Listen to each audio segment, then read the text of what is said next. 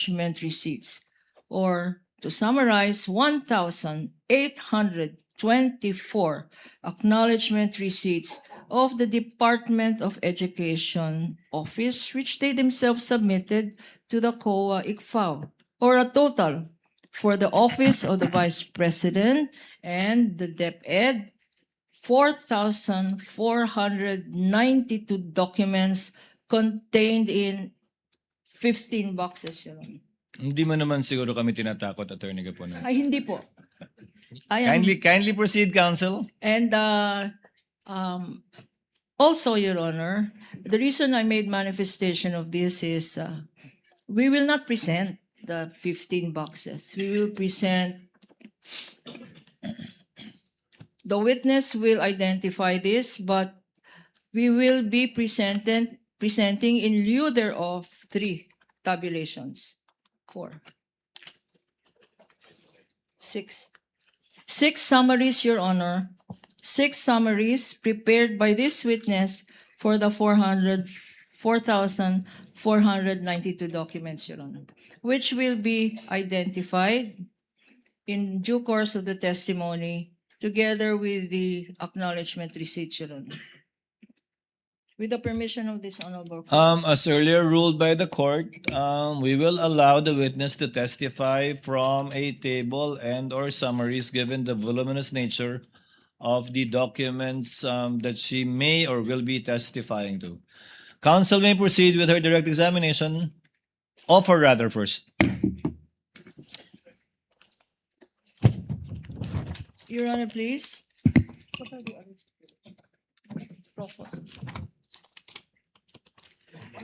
We likewise request the following stipulations, Your Honor, in addition to these documents, that the witness has taken over the audit of the liquidation documents of the Office of the Vice President for December 21 to 31, 2022, and the first to third quarters of 2023. Counsel took over from what? From Mr. Wamil. From December, meaning he took over. The document has taken over the audit liquidation documents turned over by Mr. Wamil for this period, Your Honor. Presumably when Mr. Wamil retired? Yes, Your Honor. Can you give the date when she took over? Mr. Wamil retired February of 2024, if I'm not mistaken. Yes, Your Honor. February 12, 2024. Up to today. Up to the present, Your Honor, where he now serves in the COA Pasay, Your Honor. What does counsel for the respondent say? Your Honor, we cannot stipulate on that because we are not from COA, so we're not privy, Your Honor, to any of the resolutions or memoranda that were Witness- issued with respect to the assignment of their employees, Your Honor. Witness can testify to that later on. Move on for other requested stipulations, counsel. If any. That the witness is competent to testify as to the documents that they themselves, the Office of the Vice President and the DepEd, submitted by way of liquidation documents to the COA ICFAO. Can I comment on that, Your Honor? Yes. We will counsel. not stipulate on that, Your Honor, because they have to establish the competence of that witness to identify the documents. Move on, counsel. Your Honor, we will not proceed with the other stipulations because counsel does not seem to be in the mood to stipulate this afternoon, Your Honor. Your Honor, It has please. no relation with mood, counsel. Okay, we will now go The on. counsel for the respondent is well within their rights Correct, to Your refuse stipulation because this is purely mutual on the part of both parties. Your time will come too. Please proceed with your with your offer, counsel. This testimony of this witness, Your Honor, is being offered for the following. First, that Ms. Silene May L.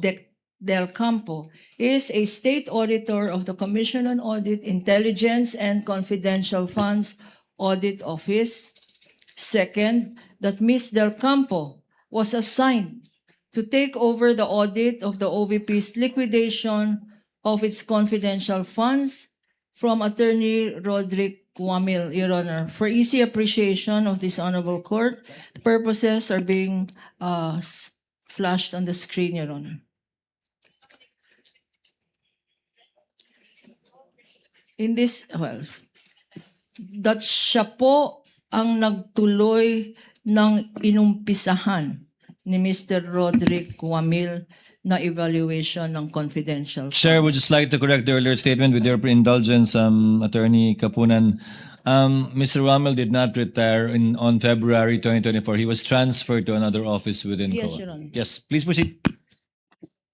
That Ms. Del Campo evaluated the response of the Office of the Vice President to the notice of suspension dated December 13, 2023, which was issued in relation to the OVP's liquidation of its confidential funds for December 2022. Number 4, that this witness found that the response of the Office of the Vice President to the notice of suspension dated December 13, 2023 is a violation and still non-compliant with Joint Circular 2015-01. Number 5, that it was pursuant to this witness evaluation and recommendations that the notice of disallowance dated August 8, 2024 was issued by the Office of the Vice President. Number 6, that Ms. Del Campo took over the audit of the Office of the Vice President responses to the Audit Observation Memorandum dated February 1, 2024, covering the first and second quarters of 2023, and AOM dated August 8, 2024, covering the third quarter of 2023. That thereafter, a notice of disallowance dated March 31, 2026 was issued to the Office of the Vice President for the liquidation of its confidential funds covering the first to the third quarter of 2023. This witness also took over the audit of the Department of Education's responses to the Audit Observation Memorandum dated February 1, 2024. This covers the period the first quarter and the second quarter of 2023, and an AOM dated August 8, 2024, which covers the third quarter of 2023 for the Department of Education. Likewise, Your Honor, this witness will testify and authenticate such other documents and will attest to such other matters as are relevant and material to this impeachment case. Comment on the part of counsel for respondent. Subject to cross-examination, Your Honor. Subject to cross, counsel may proceed with her direct when she is ready. Thank you. Thank you, counsel. Madam Witness, can you again please state, pakisabi ulit, ano ang pangalan natin, your age, your occupation, and other personal circumstances? I am Cyrene May L. Del Campo, 36 years old, a state auditor currently assigned in the Intelligence and Confidential Fund Audit Office of the Commission on Audit. Okay. Will you be testifying in English or Filipino or both, Madam Witness? In both languages po. Okay. With that permission, Your Honor. Please tell us, Madam Witness, Miss Cyrene, ano ba ang educational background natin? Ako po ay nagtapos ng Bachelor of Science in Accountancy degree sa St. Louis University po. Okay. And you said earlier that ngayon ikaw ay state auditor na ng COA, ICFAO, Intelligence and Confidential Funds Audit Office, correct? Opo. Okay. Can you tell us, before you became state auditor to this current position, meron ka bang ibang position sa COA? Wala na po akong naging ibang posisyon sa COA. And when did you start therefore? You're being a state auditor of the COA, ICFAO. Nagsimula po ako noong August 26, 2014. August 26, 2014. Okay. Opo. Just to remind us all, ano ba ang functions nung COA ICFAO? Ang COA ICFAO po ay office under the Office of the Chairperson na nagtitake charge po sa audit ng intelligence and confidential funds ng mga government agencies po. Okay. And what are these government agencies that you have audited? Ang mga na-audit ko po is mga local government units, government-owned and controlled corporations, at saka po mga national government agencies na kasama po dito ang Office of the Vice President at Department of Education. When you say Office of the Vice President, who? Which Vice President specifically during your term, during your current position from 2014 to the present, which Vice President have you audited in terms of confidential funds? Nung magsimula po ako sa COA, sa ICFAO, ang na-audit ko lang po na liquidation documents ng Office of the Vice President ay kay Vice President Sara Duterte. Bakit siya lang, Madam Witness? Dahil nga po from 2014 hanggang sa ngayon po, yung naisubmit po sa amin na liquidation documents is sa confidential fund po ni VP Sara. Okay. Mga sinubmit sa inyo. Opo. You also mentioned na nag-audit ka sa Office of the DepEd, Department of Education. Sino-sino mga secretaries ng DepEd ang na-audit mo para sa confidential funds? Sa DepEd naman po, ang na-audit ko lang po na liquidation documents na nasubmit sa office namin is liquidation documents sa confidential fund ni Vice President Sara Duterte noong siya ay Secretary of Education. Okay, bakit? Bakit si Secretary of DepEd Sara Duterte lang? Dahil po from 2014 to present, siya lang po yung Secretary of Education na may confidential fund. Let's go now to your current function as State Auditor of the COA ICFAO. And you started when, Madam Witness? Kailan ka nag-umpisa dito? August 26, 2014 po. Malalam ba? Sino ang sinundan mo sa position na ito? Pwede pong pakiulit yung tanong? You started with this office in August. Opo, tama po. And when you started in August, were there any liquidation documents of the Office of the Vice President and the DepEd in that office? Yes po, meron po. And did you evaluate them? Nung umalis po si Mr. Wamil, ako na po ang nagpatuloy ng audit ng mga liquidation documents po ng Office of the Vice President at Department of Education po. Okay. And pag sinabi mong audit, anong klaseng audit ang ginawa mo or ang ginagawa ng office mo? Ang audit po na ginagawa ng aming opisina ay post-audit po. Tell us again, what is a post-audit? Sa post-audit po na ito, natapos na po yung transaksyon at paggastos ng pondo. Doon na po kami mag-audit. Pag natapos na po ang transaksyon at paggastos ng pondo. Natapos na yung transaction, nagastos na yung pera, ino-audit nyo. Anong ino-audit nyo? Ang ino-audit po namin is yung utilization ng confidential and intelligence fund. Okay. Ngayon, what were these documents that Mr. Wamil left and which you took over with?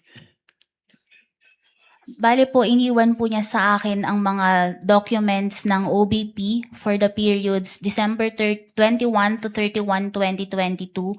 Kasama na rin po ang first to third quarters ng 2023. And for the DepEd po, iniwan din po niya sa akin ang mga documents for the first, second, and third quarters of 2023. Showing to you, Madam Witness, a tabulation. Merong ginawang tabulation si Mr. Wamil At ito po ay minarkahan natin to cover exhibits P-1-8-1 up to P-1-8-848, covering 845 acknowledgement receipts for the period December 21 to 31, 2022. If shown to you, this tabulation and the supporting acknowledgement receipts, please identify the same. Opo. Assisting counsels may approach from both parties.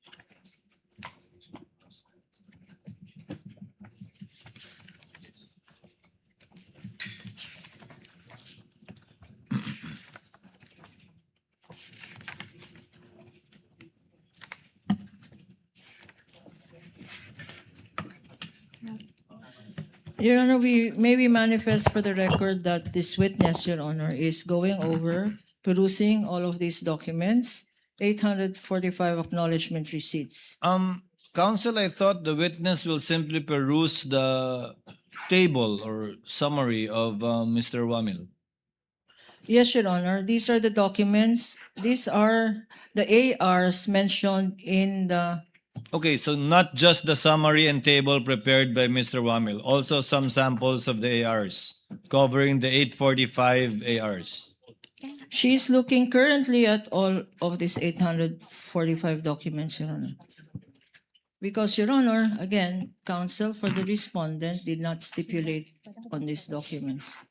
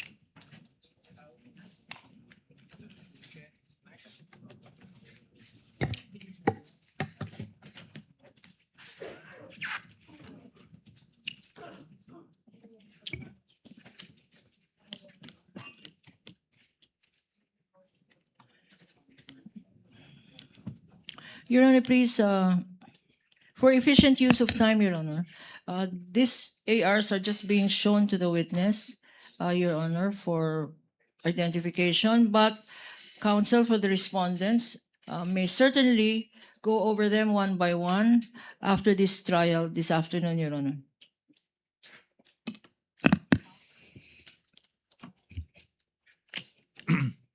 The manifestation is noted.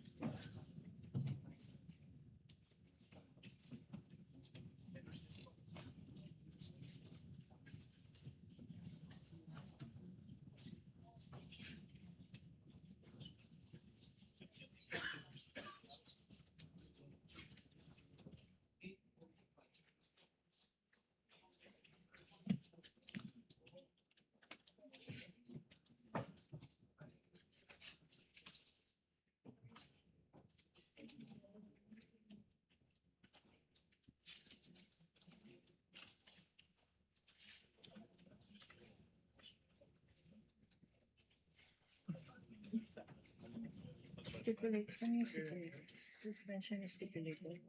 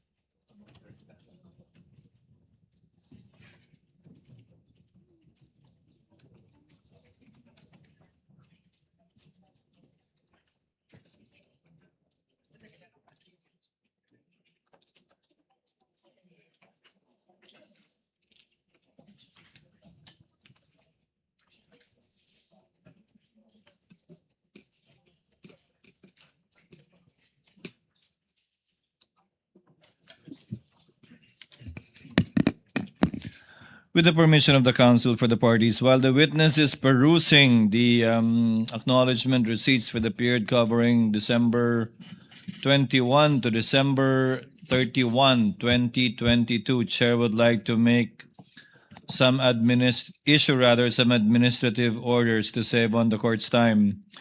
On the subpoena documents which were submitted to the clerk of court on July 30, 2026, and on those that will be submitted on August 13, pursuant to the request for extension by the two aforementioned banks, namely BDO Unibank and Security Bank. We note that the clerk of court performed merely the mechanical act of receiving the submissions from the subpoenaed institutions, while the subject banks and institutions represented that the documents contained in the USB given to the court are the exact mirror of the hard copies they submitted, which are in turn accurately reflected in their respective document indices. The court has had no opportunity to confirm the same. Therefore, the presiding officer orders the clerk of court to compare the digital and printed copies of the submissions, both as of now and those that will be submitted, and to check them against the list provided for by the banks to make sure that the USBs indeed contain the hard copy submitted before the court and Toto turns it over to the parties in due course. So ordered. Hailin, kamusta ka na? Malapit ka na o hindi pa?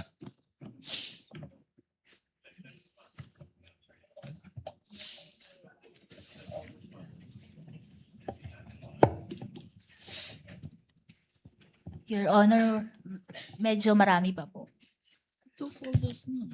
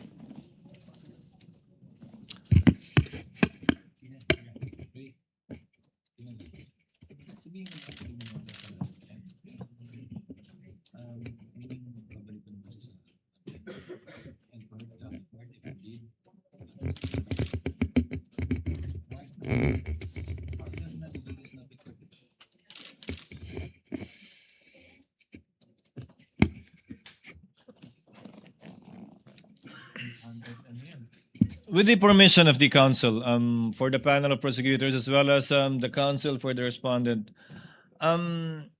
we will be adjourning in a few minutes for our afternoon session.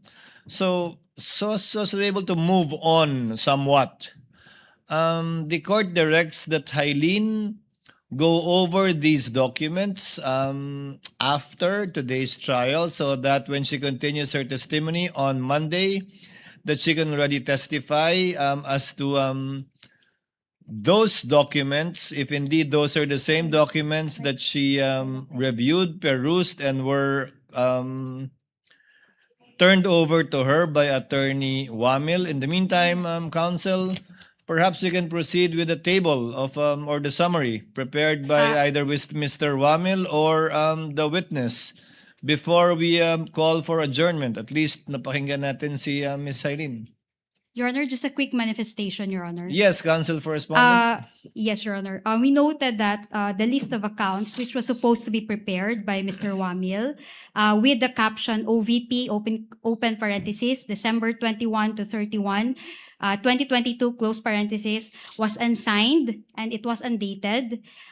Second, the witness is merely flipping the pages without comparing the ARs with the list, Your Honor, to check whether the ARs are the same with what was listed by Mr. Wamil, Your Honor. And the third one is that we note that the folders containing the ARs were not marked as exhibits of the prosecution, Your Honor. For the record, Your Honor. Duly noted. However, the witness may testify as to the summary and or table if she's aware of it and if indeed it was part of the documents turned over to her by Mr. Wamil. Counsel for the panel of prosecutors. Your Honor, we are tempted to make a counter manifestation, Your Honor. Because, Your Honor, these manifestations, Your Honor, are because of their own doing, Your Honor. But in any event, I hope you won't give in to the temptation, counsel. I will not. I will not, Your Honor. It's the wisdom of age. I will not. Let's get something out Yes, of Your Ms. Honor. Hailene. In fact, Your Honor, may I continue? May we continue to aid this honorable presiding officer that during the interregnum from today's proceedings until Monday, there will be other tabulations, Your Honor, and there will be other acknowledgement receipts. And we propose, Your Honor, and regret that this is 2015-01. Ngunit may mga acknowledgement receipts according to how I recall it na wala naman kayong observations, ano? Yes po. Sapagkat ang pinaggamitan ng pondo ay naayon sa nasabing circular. Tama ba? Yes po, Your Honor. Alright. Halimbawa, yung acknowledgement receipt ni Mary Grace Mary Grace Piatos na 70,000 for medicine, walang supporting documents. Kaya gumawa kayo ng observations. Yes po, Tapos Your Honor. yung doon naman kay acknowledgement receipt ni Janice Marie Trevilla, 70,000 at Patty Ting na 150,000. Wala kayong observations. Dahil ang pondo ay ginamit sa purchase of information na pinayagan o allowed ng nasabing circular. Tama ba? Yes po, Your Honor. That's the way I recall it. All right. Okay, now, ito ngayon ang tanong ko. Out of these 845 acknowledgement receipts na pinag-uusapan sa kasong ito, ilan ang nagawa nyo ng observations dahilan sa kawalan ng supporting documents? Hindi ko na po matiyak kung ilan yung exact number po, Your Honor. Ilan ng, well, then my next question will not be answered because tatanong ko, ilan yung walang observations? Pwede po ako mag-refer sa tabulation po, Your Honor. Please. You can refer to your tabulation table that was earlier marked. Assisting counsel, can you show him the previously marked evidence pertaining to his tabulation or summary? Assisting counsel for the respondent may also approach, should he so desire.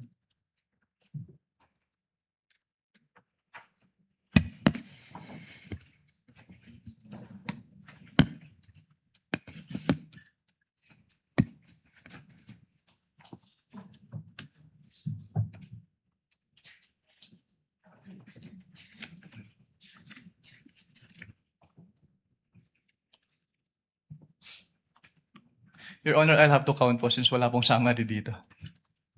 What do you mean? You have to count the 845. Yes po, Your Honor. Wala kang percentage man lang. Since personal notes ko lang po ito, Your Honor, at raw tabulation lang po siya. So you would not have a... Gano'ng katagal nga abutin niya kung bibilangin mo?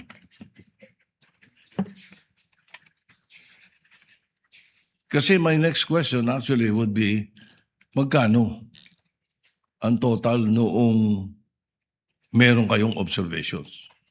At magkano yung wala?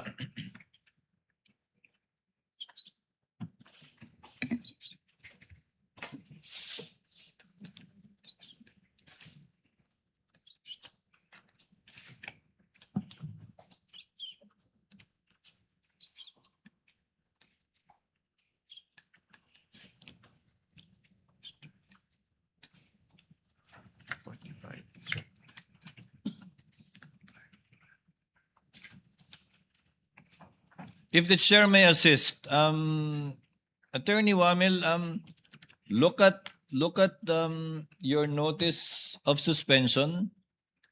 You may observation ka, I presume, pertains to those rewards, payment of goods and medicines that you made observations to and suggested to be suspended. So I presume it pertains to those ARs. Yes po, Your Honor, pero amount lang po kasi yung naka-indicate po doon.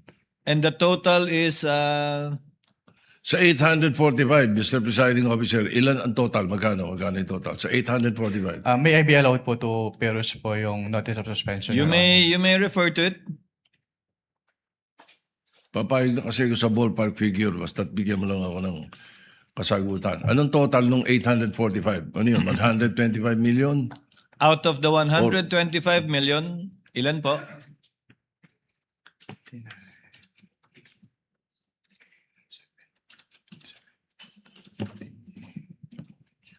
Your Honor, please.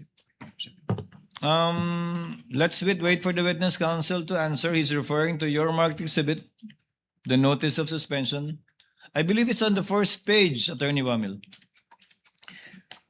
Sa first page po, with respect to the payment of rewards po, 59,787,000 pesos po, Your Honor. With other purchases naman po, umabot po siya ng around 15 million pesos, Your Honor. So ilan yung walang observations? Wala kayong observations. Bali, ang total po ng may observation namin ay around 75 million pesos po, Your Honor. 75 million sa may observations. So around 50 ang mga walang observations. Ganun ba? Yes po, Your Honor. And all right. So that is for the 125. Yes po, Your Honor. I don't have any time anymore. So it's okay. Thank you. Thank you, Senator Judge Soto. Senator Judge Lacson may proceed with his interjections when he's ready. You have 2 minutes, sir. Yeah. Thank you, Mr. Presiding Officer. Good morning, Attorney Wamil. Good morning po, Your Yeah, Honor. kindly refresh my memory, no? Kasi ang pagkaalam ko, sa paggamit ng intelligence saka confidential fund, hindi lamang sa pinapayagan o hindi pinagbabawal ang paggamit ng alias, kundi necessity Yes, for practical reasons, di ba? Yes po, Your Honor. And idadivert lang yung totoong tao nasa likod ng mga alias kapag declassified na o tapos na yung tinatawag na confidential or intelligence operations. Tama, di ba? Yes po, Your Honor. So ang tanong ko, wala ba kayong efforts na alamin kung sino yung mga nasa likod ng mga aliases na sinabit sa inyo? Since document-based lang po kami, Your Honor, hindi na po. Wala na po kami. Yan ang susunod yung tanong. Ano? Bakit paper audit lang kayo? Wala kayong physical parang bitin yung inyong pagsasagawa ng audit. Kasi paano nyo malalaman kung legitimate yung pumirma doon sa acknowledgement receipts kung hindi nyo inaalam kung meron bang totoong tao na nasa likod noong mga aliases na yon. Opo. Since what we do po in ICFAO po is compliance audit lang po, Your Honor. So kung ano lang po talaga yung provisions na nasasaad dun sa joint circular, yun lang po talaga yung ginagawa namin, Your Honor. That brings me to my next point. Baka pwedeng i-recommenda mo na i-amend nyo yung inyong JMC. Kasi parang bitin. No? In fairness to the concerned offices or persons na ino-audit, dapat kumpleto yung due process, hindi ba? Yes, po, Kasi Your kung Honor. paper lang, magre-rely lang kayo sa mga submission, hindi nyo inaalam, you don't go further than that, di ba? Anyway, wala ka naman doon sa, hindi ka naman deputy commissioner pa o associate commissioner, so siguro, i-recommend mo na lang na i-amend yung inyong JMC. So my next question is, what would you consider as evidence of success of a particular surveillance operation and or intelligence information gathering activity? Ano yung evidence of success? Actually, walang specific na document yung sinasabi ng joint circular, pero nagbe-base po kami dun sa mismong wording po na dapat merong causal link between the successful intelligence or surveillance activities vis-a-vis yung information given by the informer. Okay. Would an after surveillance report or after intelligence report ng particular na agent, would it suffice para i-consider yung evidence of success?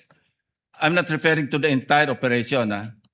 Kasi kapag nagsagawa ng surveillance, nagsasagawa ng after surveillance report, whether negative or positive, would you consider that as evidence of success? Katulad po ng sinabi ko, tinitingnan po namin yung causal link. Kung may Ayun, no? causal link between the success and the information given by Yun the ang informer. problema kasi bitin nga yung inyong audit. So I would reiterate, i-recommend mo na i-amend ninyo yung inyong circular. Thank you. Thank you, Senator Judge Lacson. Before proceeding to round two, Chair would like to make some interjections. Attorney Wamel, you read the notice of suspension earlier and you gave what amount again? Can you kindly give him a copy? Counsel for prosecutors?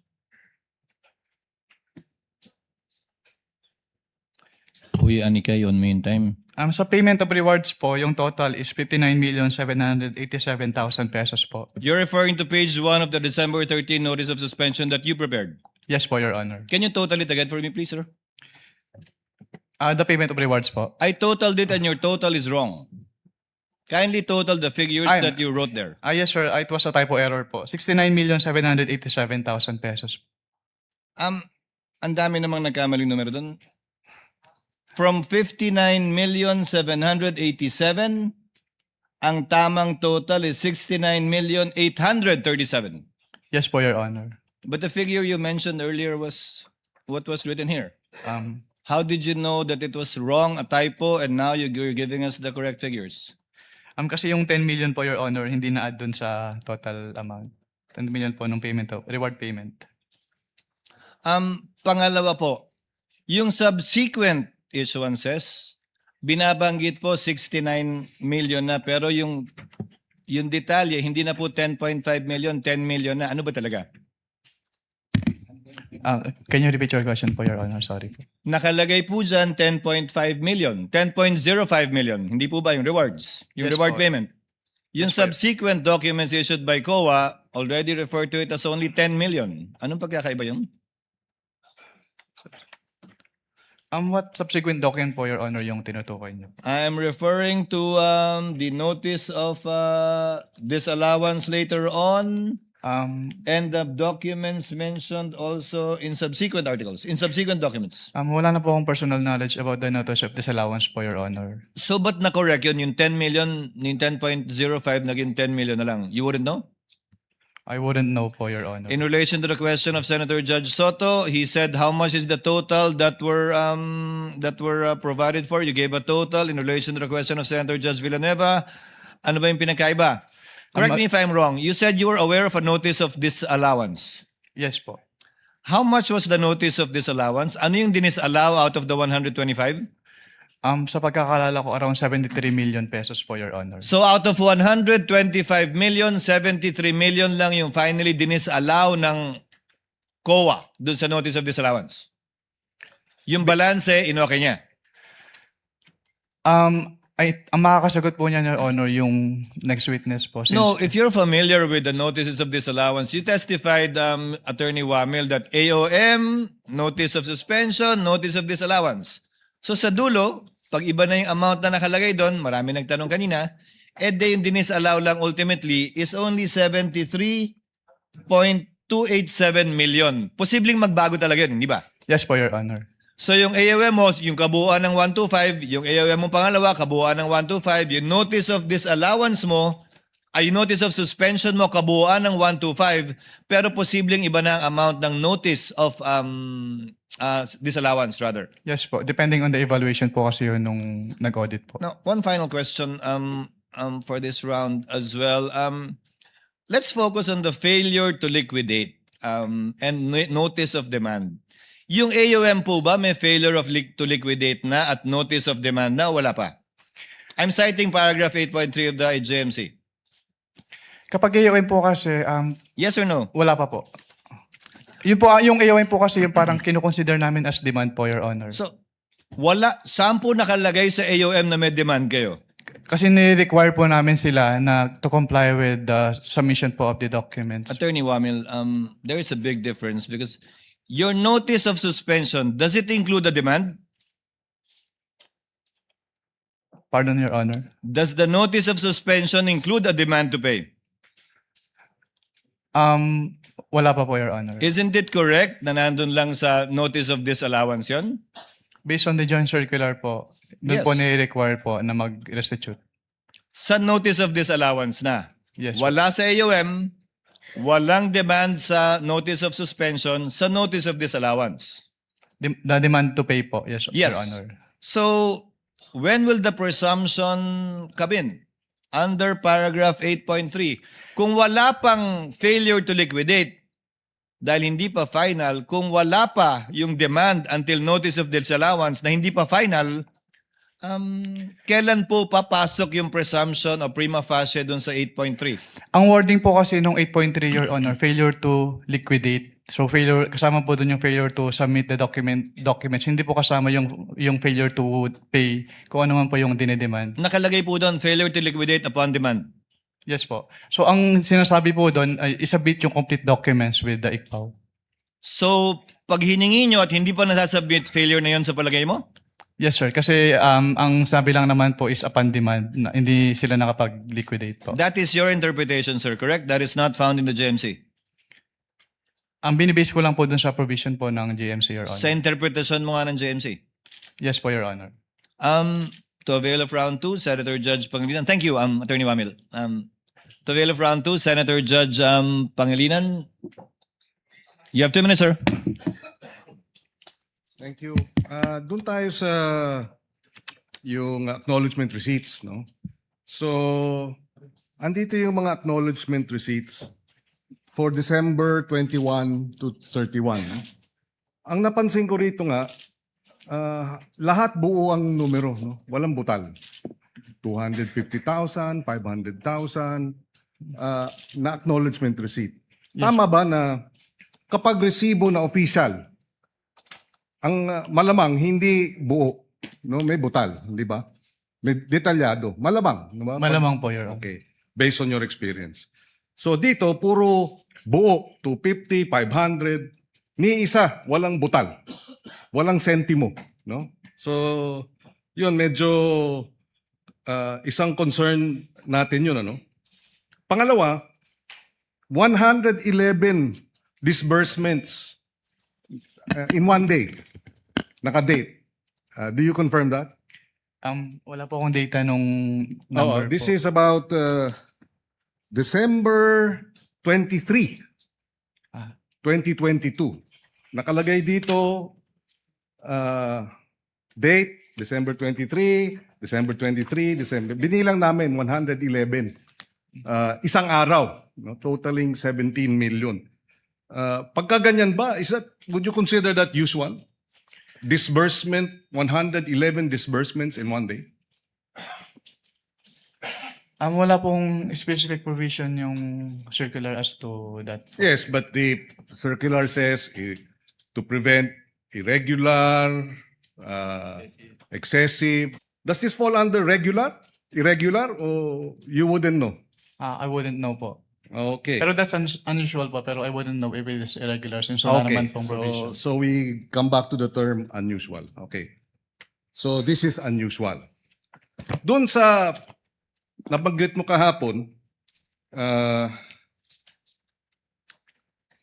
yung usapin nung meeting ninyo, yung audit query, nabanggit nyo na hiningi, di ba nagka-meeting kayo, nagkaroon ng audit query, hinihingi ang audit query sa halip na AOM, tama? Yes po, Your Honor. Okay. At hindi kayo pumayag?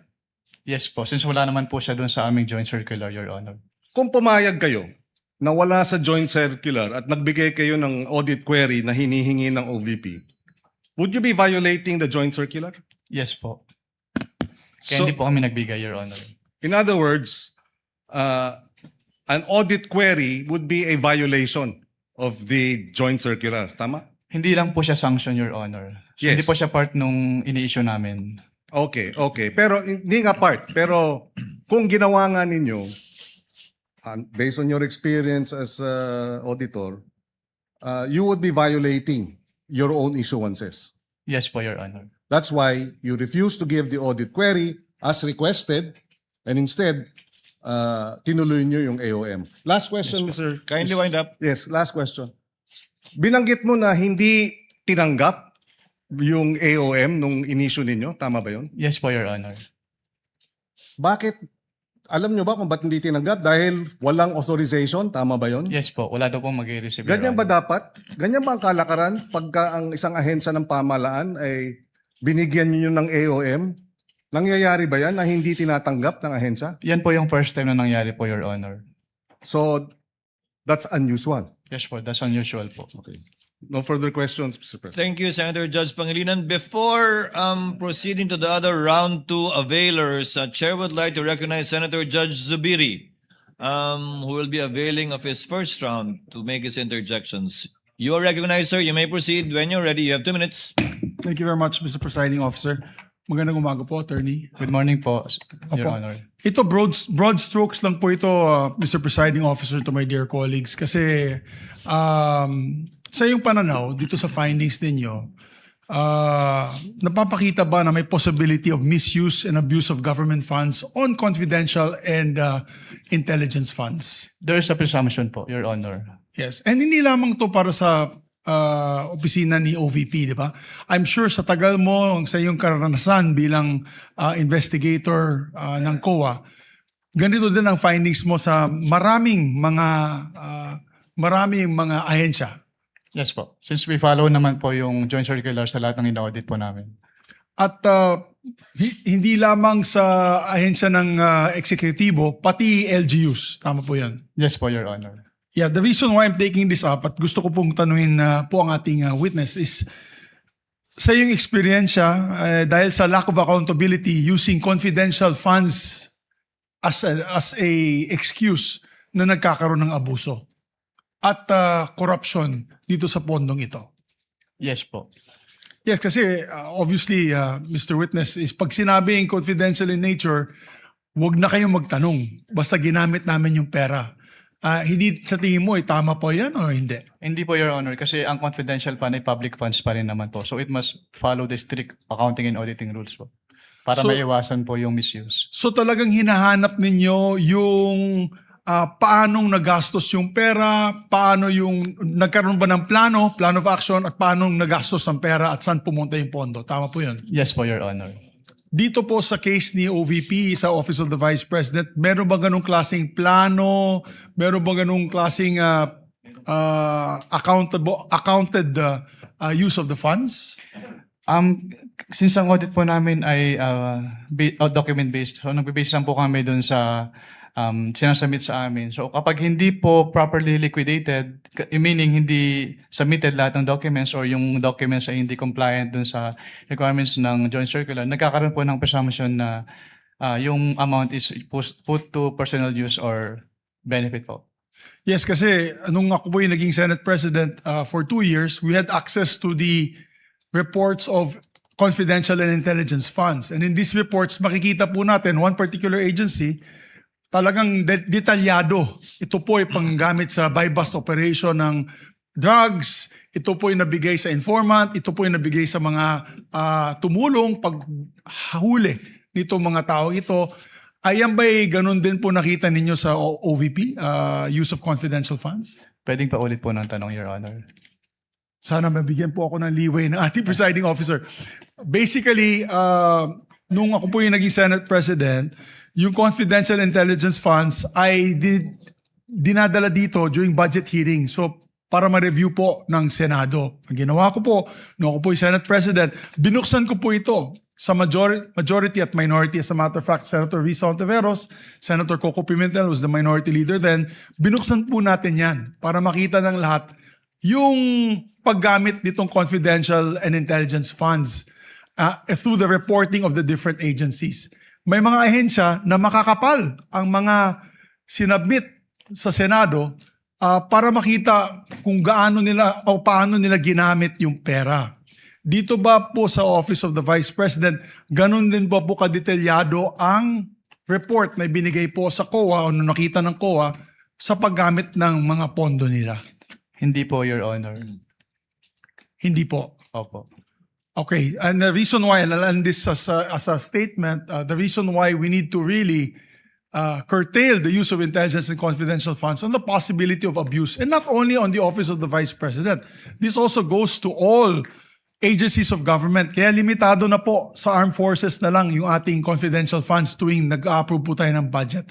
At kasama na po dapat dyan yung LGUs. Dahil yung LGU po ay matindi din ang pag-abuso ng kanilang confidential intelligence funds. Tama po po yan, Attorney? Under your experience? Yes po. Kulang po yung safeguards, Your Honor. Maraming salamat po. Thank you, Senator Judge Zubiri. Next would be Senator Judge Erwin Tulfo. You may proceed, sir. When you're ready, you have 2 minutes.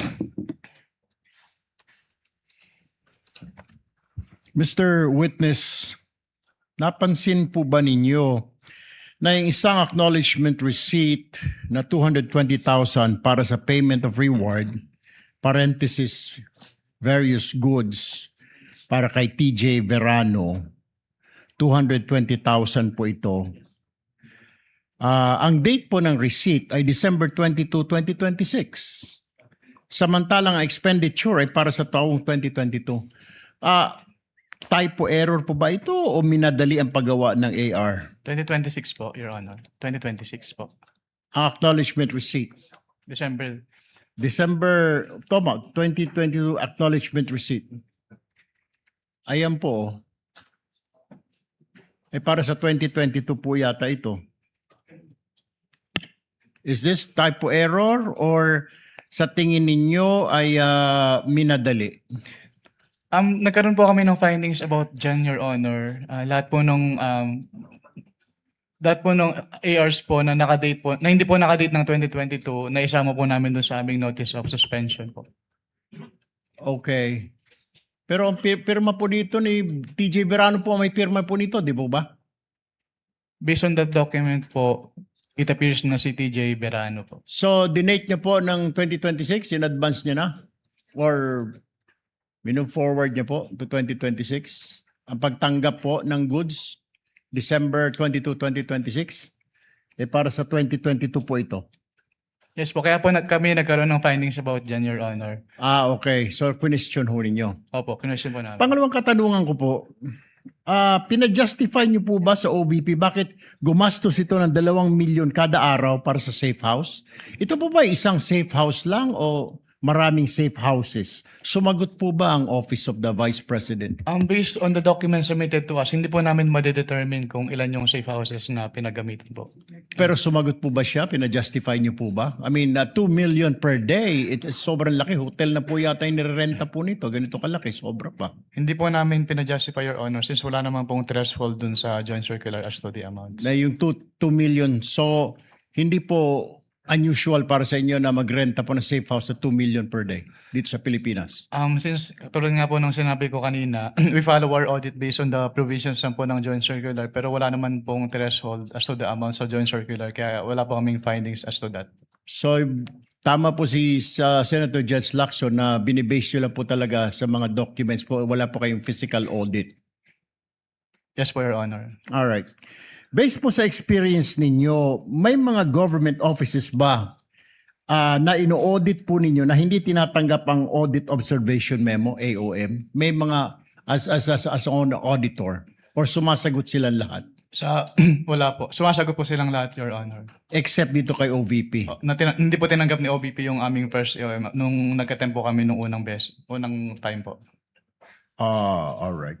That's all, Presiding Officer. Thank you. Thank you. Chair would now like to recognize our minority leader, rather, Senator Judge Alan Cayetano, for his availment of the first round. You may proceed, sir, when you're ready. You have 2 minutes, sir. Mr. Presiding Officer, Senate President, dear colleagues. My question is to the counsel for the prosecution, defense, and the witness. One question, maybe a follow-up. And if we may start with the witness first to answer. I'm not asking you to make a judgment in this case ng impeachment. So sa akin is answer the general question. So we've discussed in the last 2 days, diba, what is illegal expenditure, what is irregular expenditure, what is improper expenditure. In between all of that, we talked about many technicalities. And of course, this will be much easier if we're talking about public funds which are not confidential in nature. So my question is, when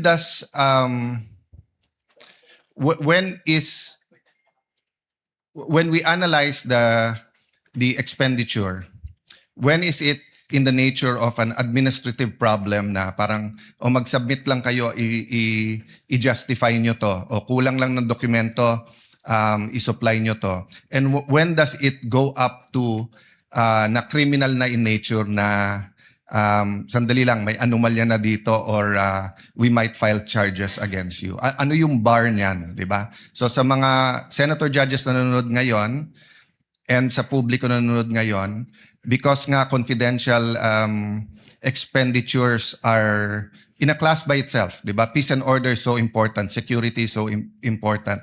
So I'm not referring to this case, So I'm not asking you to make a judgment in this case, whether it's administrative, criminal. In general, as an auditor, then I'll ask the same sa prosecutor and sa defense.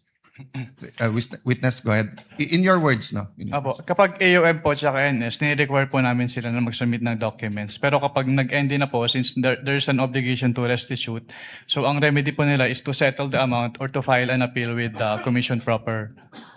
Yes, but even when you give them an ND to restitute, hindi nyo naman sinasabi pag restitute. Pwedeng restitute na mali paggamit, hindi yung binulsa mo yon, di ba? So at what point as an auditor do you say na sandali lang, criminal na to, may anomalya? Kasi pwedeng mali ang pinaggamitan kaya isoli nyo, but you're not accusing anyone of na binulsa niya. Well, sa circular naman po, merong presumption na tinatawag kapag hindi nakapag-liquidate na maayos yung agency, which is Yes, presumption of misuse or misappropriation. Yes, and that's a disputable presumption, right? It is a prima facie presumption. Yes, a prima facie presumption is a disputable presumption. It's not a conclusive presumption, meaning yung prima facie, so lilipat yung onus sa kabila na i-prove na mali. Tama? Yes po, Your Honor. Yes, so hindi pa yun yung hindi ka pa rin dumating dun sa point na yon na parang hindi, as far as COA is concerned, ninakaw mo to. Again, I'm not talking about this case in general. At what point nga will you have a final COA document saying na yon? Kasi pag sinabi mo lang restitute lang, it could be restitute because you didn't use it for what you were using it for.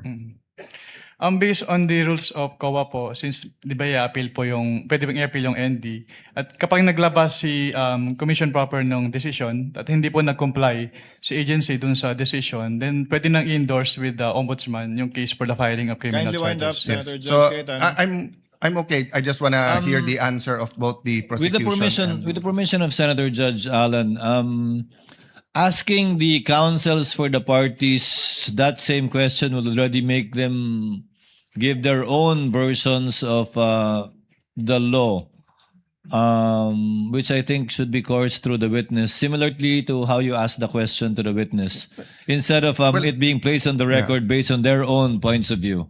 Well, anyway, we will have 2 more COA witnesses, but I think Yes. to all of us who are neutral, that's the big question. At what line does it cross between nagkamali lang yung isang public official sa pag liquidate, and at what point is it criminal? And I just wanted to give, but if that's the I would be decision of the- clarifying that too Yeah. during my second round. Then I will leave it up to you, Mr. Presiding Officer. I apologize, the prosecution and the defense, you will not have a chance to answer that, but during the time of the presiding officer, you will be able to, or maybe even in the summation at the end. Thank you for your understanding, Senator Judge Allen. Senator Judge Soto for his interjection and availment of round 2. Thank you, Mr. Presiding Officer. Senator Mick Subiri, former Senate President, somehow tinkered my cerebral quietness when he said something about the issue of confidential funds. So this question would be, as a senator, not just an impeachment judge, I hope you allow me, because this is just one question for the witness, and if we can get the prosecution panel and the defense panel to give their opinion. All right? Yung confidential word kasi, pag ginagamit, parang intelligence eh. Parang ganun din eh. Di ba? Parang sinasabi mo. So, it is abused. Bakit hindi sa budget nasusunod, and we want your opinion, para mas magko-conform sa circular nyo? Palitan natin. Huwag nang confidential na gamitin. Gamitin natin restricted funds or non-public funds. Ganun pa rin, di ba? Private but open. Naintindihan na nila na hindi confidential ito, na hindi ito pwedeng hindi naalaman ng publiko. Something to that effect. Just the opinion of With the indulgence of Senator Judge Soto, it's good to stand up once in a while for being seated for a long time, but the chair will not allow counsels to respond and give their opinion on the matter, and will simply allow the witness to answer, similar to the chair's ruling in relation to the query earlier of Senator Judge Cayetano. Yes, Attorney Wamil. Well, I submit that po to the commission on audit po. I am not authorized po to give an opinion as to that. That was the witness's answer. Senator Judge, Senate President Win Gatchalian is recognized for his interjections. Thank you, You may Mr. proceed when you're ready, sir. You have 2 minutes. Thank you, Mr. Presiding Officer. Thereafter, Senator Bam. So kindly Susundan prepare. ko lang po yung mga questions ni Senator Risa at ni Senator Ping doon sa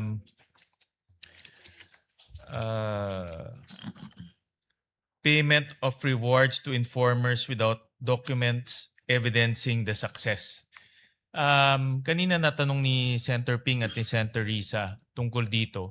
Ngayon, anong klaseng ebidensya ang hinahanap ng COA, ikaw in particularly, evidencing success?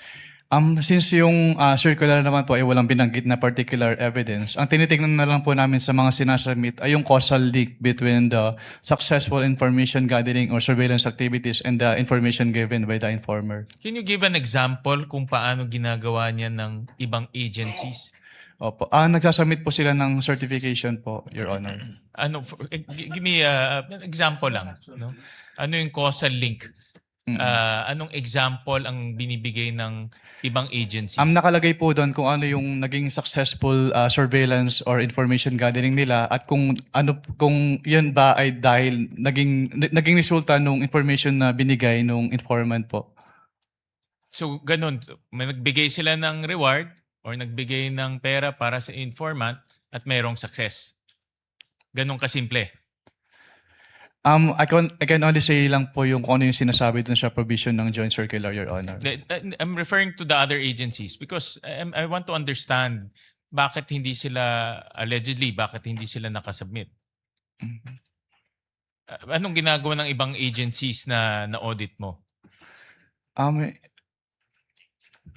Hindi ko na po pwedeng i-disclose yan, Your Honor. But in simple terms, may reward at may success. Yes po. And dapat may pakita nila na it must be on the account of the information given po by the informer. Okay. And then meron akong in the documents that were provided sa amin, meron ditong document galing kay Colonel Raymond Lachica, a certification, basically certifying, and this is for December 20 to 31, 2022. At nakasabi dito, no untoward incidents in the implementation of the Office of the Vice President programs, project activities, as well as engagement of the Office of the Vice President. Hindi ba itong certification, no untoward incident, nagbigay ng reward, hindi ba ito sufficient to say na successful?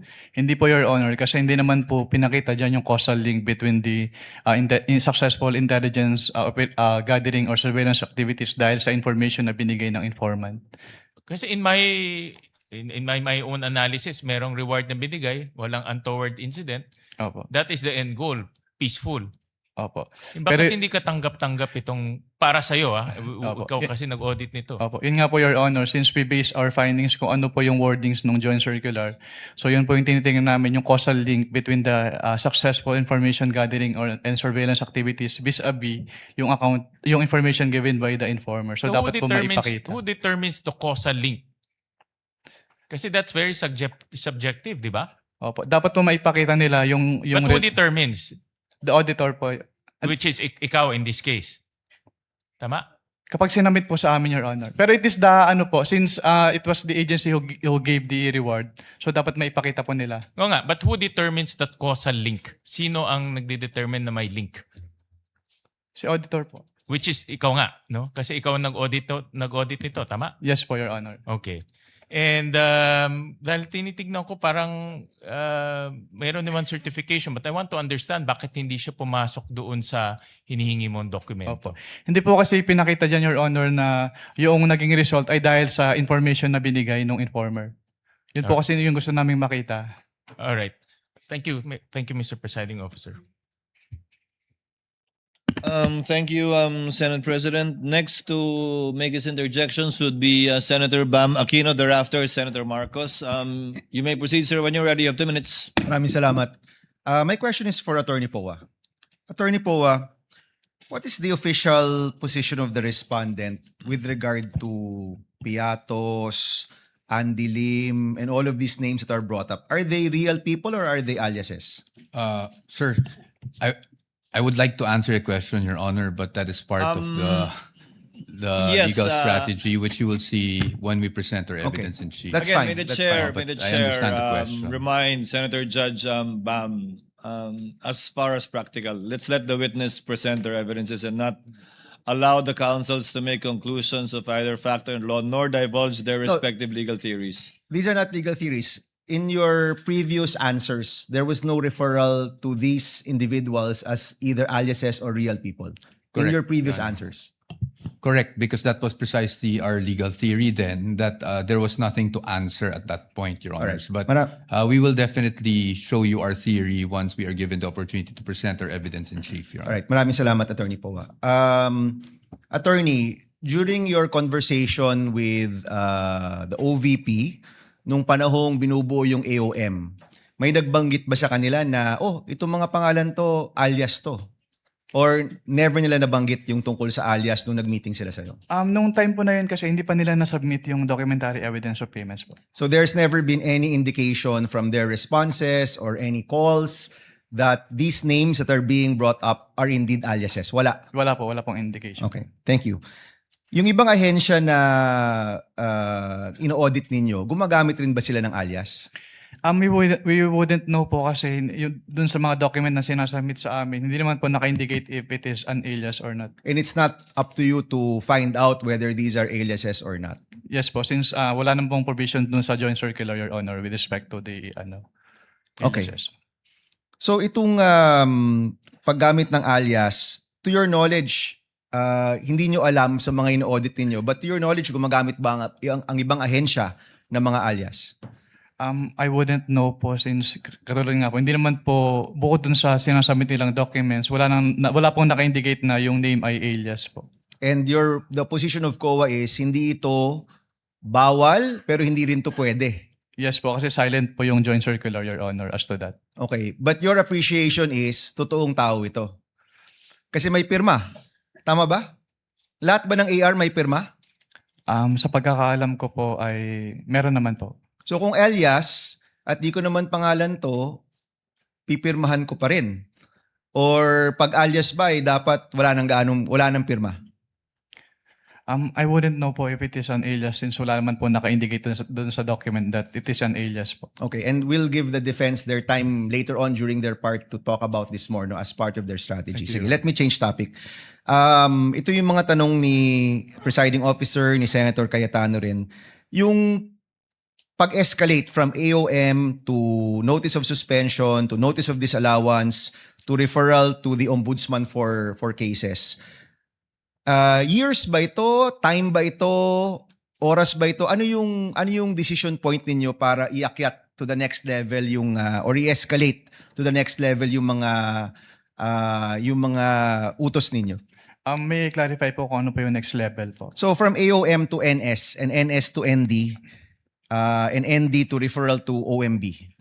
Kapag AOM po, meron po silang 15 days to reply to the AOM. Tapos kapag hindi pa rin sila compliant with the findings po, that's the time that we issue a notice of suspension. At kapag naka-receive po si agency ng notice of suspension, meron po siyang 90 days within which to comply. Pero pag hindi po rin po sila compliant, then doon na po kami mag-i-issue ng notice of disallowance. Okay. In general, not the case of the OVP and DepEd, kapag may notice of disallowance na, naniningil na kayo, di ba? Yes po. And the next step is to refer to the ombudsman. May remedy pa rin po naman si sa Okay. agency. Paki-explain nga, ano which ba is yung to remedy? settle, bayaran yung amount or to appeal Within? within 180 days po from the date of receipt po ng disallowance. Okay. So we will find out with the next witness when that notice of disallowance was at kung pasok pa rin sa 180 days. Kung wala pa rin sa 180 days, then you refer to the ombudsman? Yes po, kasi pag hindi po sila nag-appeal at hindi rin po sila nagbayad, nagiging final po yung decision and that's the time na we refer na po to the Office of the Ombudsman kapag hindi po sila nag-comply. At meron ka bang knowledge about the status of these disallowances right now? Wala po, since confidential po yan, hindi naman po yan ina-announce sa buong COA, so I wouldn't know po. So let me ask the prosecution, final question. Is that the next witness? Is that going to be the testimony of the next witness? Itong disallowance, 180 days na lumipas, at kung may referral to the ombudsman? Yes, Your Honor. All right. Thank you, Mr. Presiding Officer. Thank you, Senator Judge Bamakino. Next will be Senator Judge Marcos for her interjections. Thereafter, Senator Judge Risa. Kindly prepare. You may proceed, ma'am. When you're ready, you have 2 minutes. Yes, maraming salamat, Ginoong Pangulong Hukom. Itutuloy ko lang yung tinatanong ko kanina dahil may nabanggit kayo ng presumption of misappropriation. Tama ba? For personal use. Based on the joint circular po, meron po. Oo, tama. Pagkatapos nun, tinitingnan ko yung joint circular at maliwanag that the presumption for misappropriation arises against the accountable officer. Di ba? Yes po. Against the accountable officer. Sino ang accountable officer? Maliwanag naman yung joint circular. Sa 3.1, sabi, yung officer whose duties permit or require possession of government funds. Hindi ba? Based on the joint circular po, may ganyang provision. Oo. So yung SDO talaga, yung Special Disbursing Officer has the possession, the custody. Tama yun, di ba? Yes po. O kung ganon, if the presumption na personal use, ayon sa 8.3 ng Joint Circular, failure of the accountable officer to liquidate any public funds is tantamount na nga to that presumption. Hindi Yes po po. ba? Yes po. So, ang tanong dito, sino ang accountable officer dito sa sitwasyon na to? Kasi ang liwaliwanag na hindi naman si Vice President ang payee. Hindi naman sinasabi na nasa kanya yung pera. ang liwanag sa inyong joint circular that the special disbursing officer is the one who was designated by the head of agency to have custody, di ba? And in the case of the OVP, si Acosta yon. In the case of DepEd, hindi ba si Fajarda yon? That is not entirely correct po, Your Honor. Because under the joint circular, it shall be the responsibility of the head of the agency first to approve yung cash advance. Pangalawa, to Oo oversee nga. yung agency-wide utilization. Pangatlo, to ensure compliance with the joint Unresponsive circular. po. And also po, inattest din po ni OBP yung Unresponsive po. Ang tinatanong ko lang, hindi ba yung designated, yung SDO, si Fajarda lang at si Acosta, hindi si VP, hindi siya yung PE eh. Ang liwa-liwanag. pero ang sinabi niyo po kanina yung accountable officer. Kaya nga, so yung accountable officer, yung SDO, nasa JCD Hindi lang yan po eh. si SDO po yung accountable Hindi, officer, or. Your Honor. Ang sabi doon, head of agency or person designated. Oo, ang liwanag sa definition ng joint circular. Mag-yes or no ka lang, kanina ka pa inaaway mo ko lagi. Sorry po, Your Honor. But hindi po ako pwedeng mag-answer categorically since yun nga po yung provision But it's categorical. na yes or Why don't either you go yes back or to your either joint no po. circular? Yo po. Kapag sinabi po kasing Doon categorical, sa it's either yes definition, po. ang or- liwa-liwanag, SDO kapag na-designate ng head of office, di ba? But hindi po kasi doon na nalilimit lang yung term na accountable officer kasi may other provisions na applicable pa din po with respect to the term accountable officer. Asan? Kasi napakaliwanag doon sa definitions, napakaliwanag sa 8.3 ng joint circular. Yun nga po yung na-mention ko kanina. Interpretation na ninyo yun, hindi pinapalawak po. ninyo, andun eh. Head of office, Hindi head po of agency, or designated. Hindi po, Your Honor. Kasi yun nga po, nakalagay po doon sa... Sabi mo kanina yes, ngayon no naman. Wala po akong sinabing yes po, O Your sinabi Honor. mo kanina, oo, SDO nga in charge. Sinabi ko lang po kung ano yung... Kinonfirm ko lang po kung ano yung SDO po, Your Honor. Attorney Wamil, kindly avoid arguing with I Senator apologize Judge po, Your Marcos. Honor. Sige Sorry. po. And kindly wind up, Senator Okay, Judge okay. Marcos. Pwede lang itanong kasi nalito ako kahapon. Kahapon sinabi mo na si VP Sara lang ang first and only vice president that you audited na may confidential funds. Hindi ba? Sinabi mo yun, di ba? Yes po, Your Honor. Tapos, kahapon, nung pinakita ng depensa, yung SARO na si VP Binay, noong 22 December 2014, may binigay na 6 million kay VP Binay ang DBM. Alin ba ang totoo sa dalawang sinabi mo magkatunggali? Yung pinakita po kahapon ay special allotment release order po. Ano. So nagkakaroon po ng special allotment release order kapag Alam merong... ko kung ano ang SARO, matagal na, tumanda na po kami sa Yes po. gobyerno. Pero hindi po kasi yan niliquidate sa ICPAO. So we wouldn't know if it was Hindi, used or pero not. klaro, may katibayan na hindi ka isa-isang VP, si VP Sara. Your Honor, since hindi po nagsabit ng liquidation, Teka. hindi rin po... Teka, nandun ka na sa ICBAO noong 2014, sabi mo, di ba? Yes po.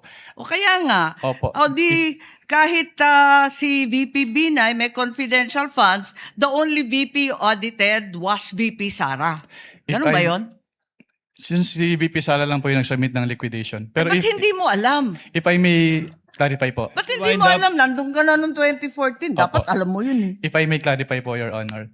Since wala pong budget dun sa GAA as to confidential fund at hindi naman po nag-liquidate si BPB9 nung kanilang confidential fund. So hindi pa namin alam kung ginamit at hindi na po nakarating sa Hindi, ang COA tanong, yung SARO po. nabigyan ng confidential funds, humingi at nabigyan. May SARO eh. We wouldn't know Yun if lang it is naman ang used po. tanong eh. Of course, you know, may SARO. Sinabi mo nga, totoo yung sarong yun. Anyway, alin ang totoo? Si VP Binay o si VP Sara? Talaga bang totoo yung dalawa o iisa lang? We don't know.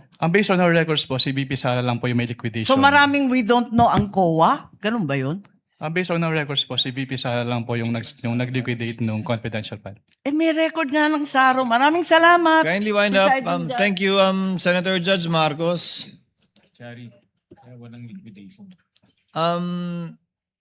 To clarify and finish that point, if there was no liquidation, there is nothing for COA to look at. But it's possible that indeed confidential funds were given to the former Vice President Binay. Yes po, Your Honor. So from your end, alam mo lang, wala kasi walang pinaliquidate sa inyo. Yes po. And wala din po siya sa GAA po ng 2014, Your Honor. Pero kung may saro nga na pinakita sa iyo kahapon at mapatunayan nila, ibig sabihin nun, meron pero walang niliquidate sa inyo. Maaari po, Your Honor. Pwede po. Yun lang naman yung tanging rason, di ba? Apologies po, may apologies hindi po, nirelease. Senator Ivy. Next to interject is Senator Risa, thereafter Senator Judge Rafi Tulfo. Senator Judge Risa, you may proceed when you're ready. You have 2 minutes, ma'am.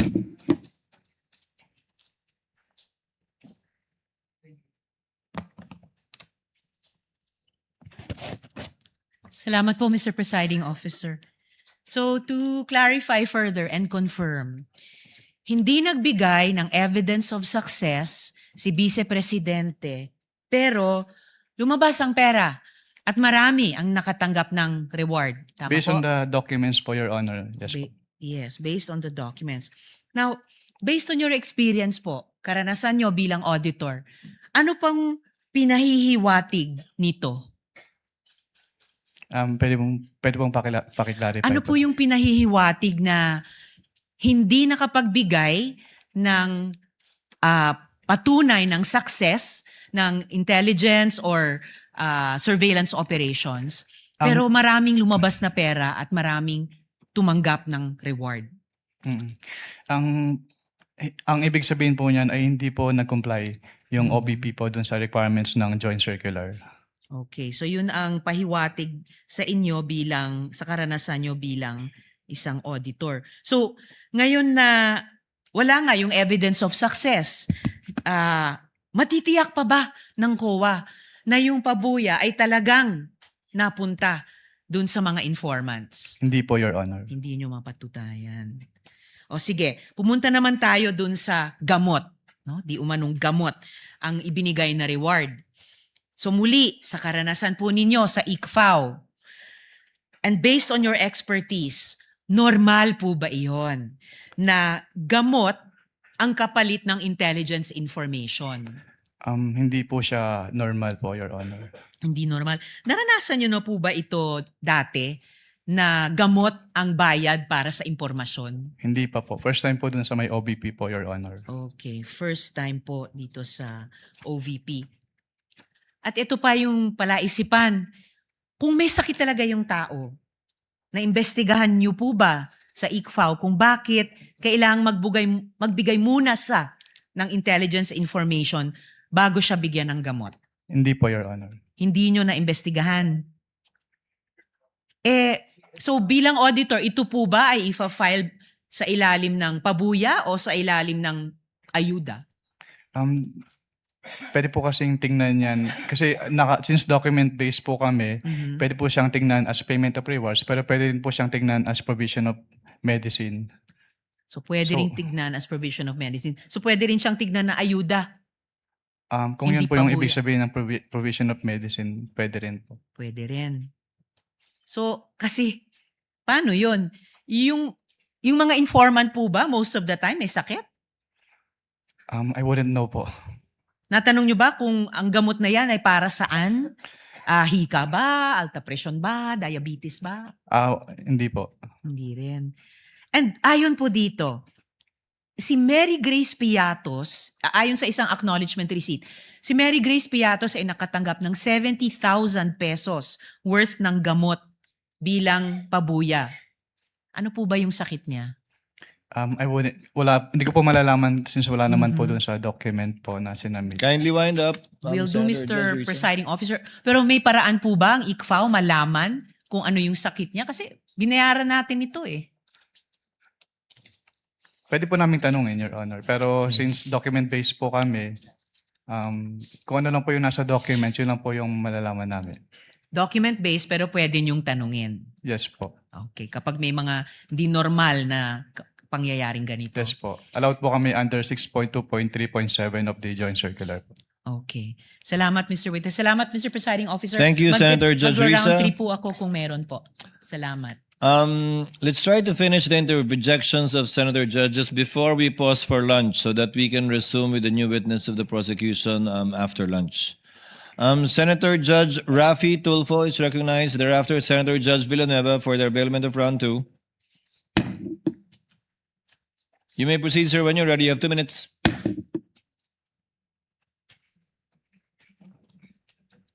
Thank you, Mr. Presiding Officer. Mr. Witness, sa panahon na kung saan nakabilang ka ng ICFAO at ikaw ay mga nag-audit ng mga ahensya ng gobyerno, meron ka na bang, bukod sa OBP at saka sa DepEd under VP Sara, meron ka na bang ibang agency ng government na na-issue niyo ng disallowance? Sa pagkakalam ko, meron na po. Ano itong mga agency na ito? Hindi ko po pwedeng i-disclose. Your Okay. Honor. At bakit? Bakit sila na-issue ng disallowance? Dahil yun nga po, since ang basis lang po namin ay yung joint circular, hindi po compliant dun sa provisions ng joint circular. Compliant. Okay, so nung na-issue ng disallowance yung office ni VP Sara, ano yung naging tugon nila? Wala na po akong personal knowledge, Your Honor, kasi wala na po ako sa ICFAO. Okay. Nabanggit mo rin na ikaw nga'y pinuntahan sa tanggapan mo sa COA para magkaroon ng tinatawag na audit query. Yan bang kauna-unang pagkakataon lamang na meron government agency na pumunta sa opisina mo para makipag-usap sa'yo? May mga agency po na nagtatanong, nagsisik po ng clarification with respect to the provisions of the joint circular. Pero yung OBP po yung first time na nag-ask po ng audit query. OBP? Yes po. Okay. Noong mga panahon na pumunta sila sa inyong tanggapan, pinanganak na ba doon si Mary Grace Piatos? Hindi pa. Meron na bang Grace Piatos noon? Hindi, wala po doon sa submissions nila po, Your Honor. Wala pa. Okay. Nung puntahan ka ng Chief of Staff ng OVP at saka yung si Attorney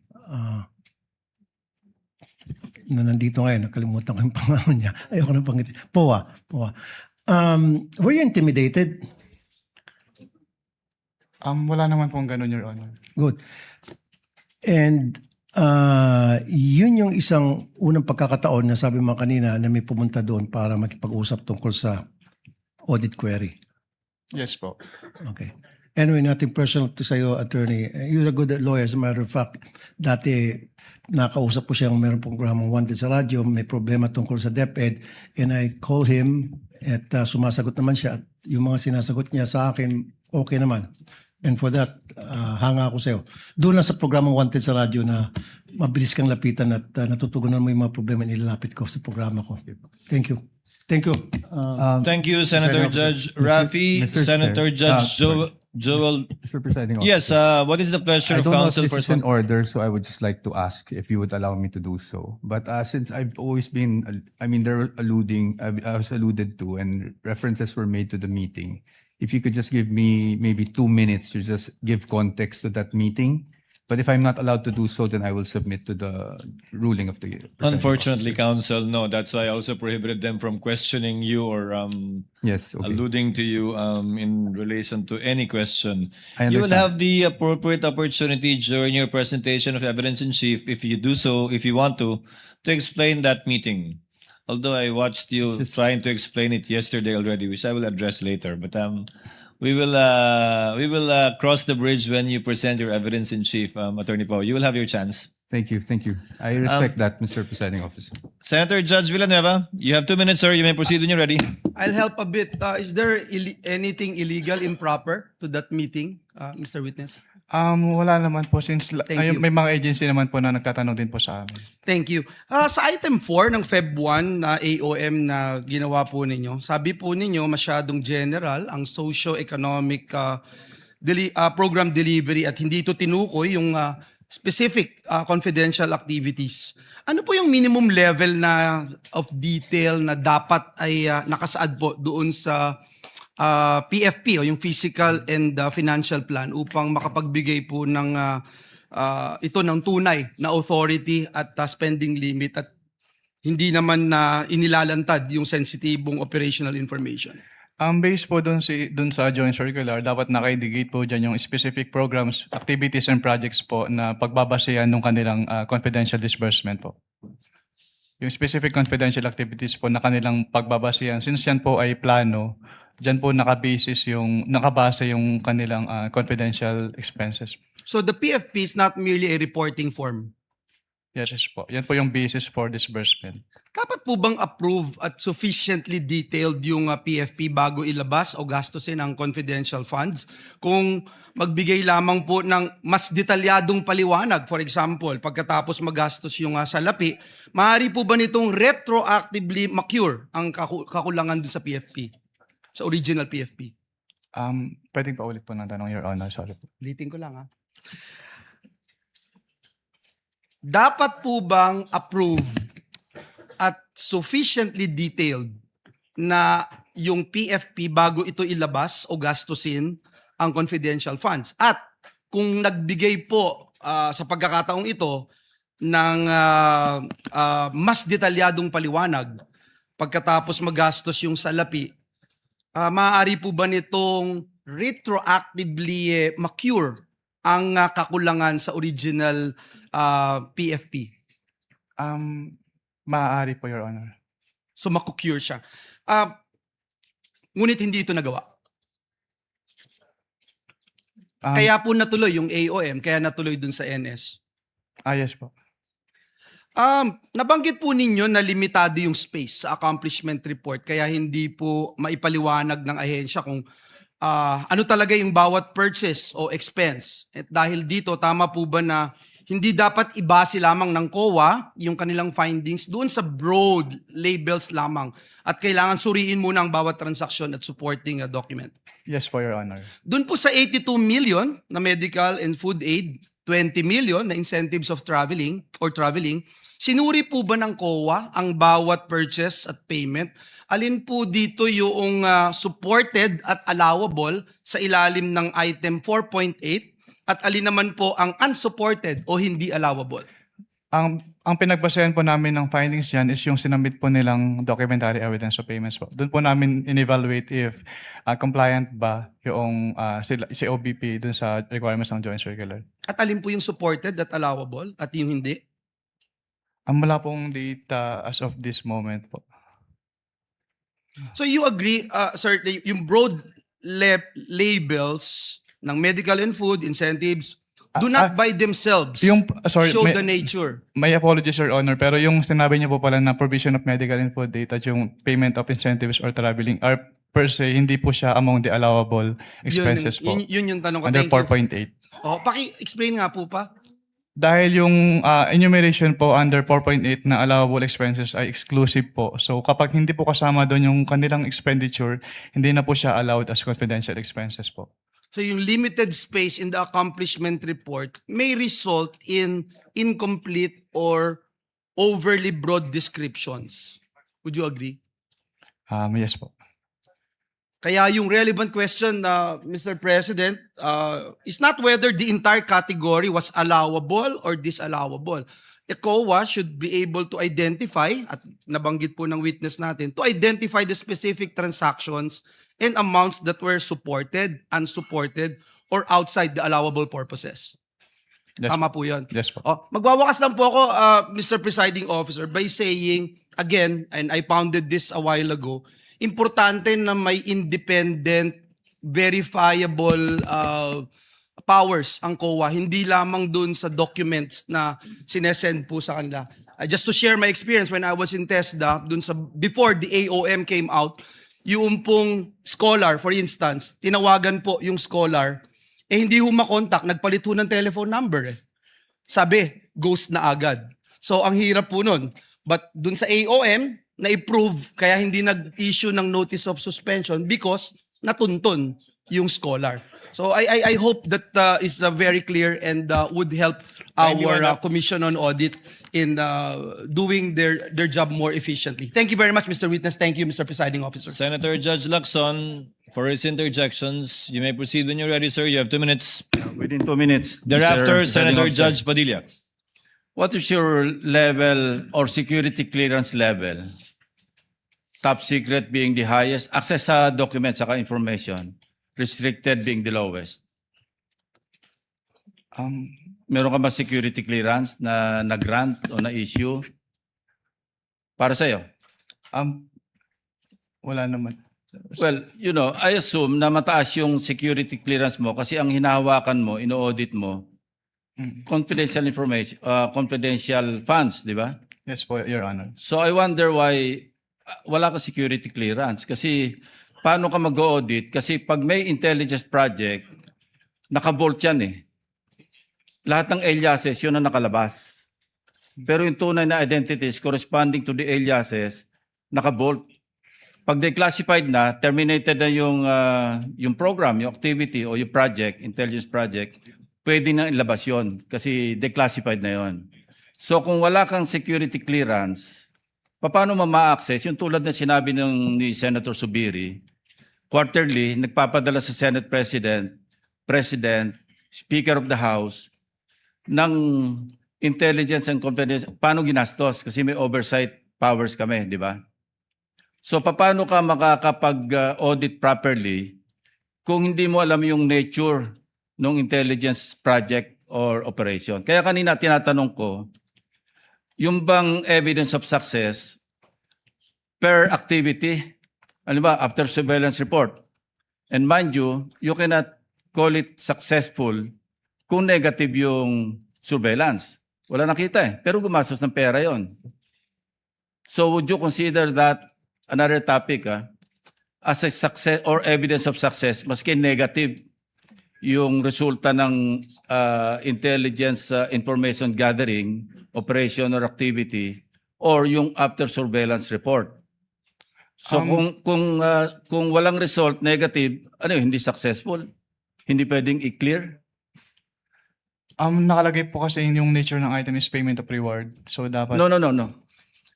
Pagka kasi nag-acknowledgement receipt, no? Halimbawa, bumiyahe, meron ding informant yung informant, ginasusan, o bumili ng sigarilyo sa sari-sari store, nagkape, kasi kausap yung informant.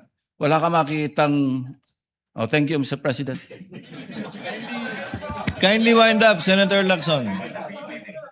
Pati ako nabitin eh. You may just respond na lang. We'll wait for your answer.